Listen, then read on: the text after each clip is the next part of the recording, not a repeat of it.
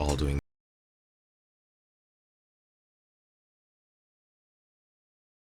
Spotify, so let's go right into it.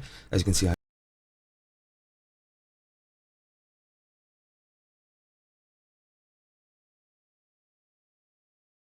is the most famous music streaming app in the world, and you have the option to create a collaborative playlist where you and your friends can add music separately and create one big playlist. Now,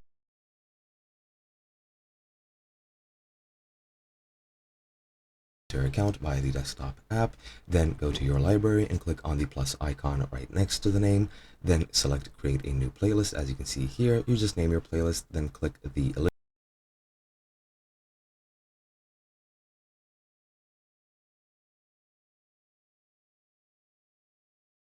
you will see a link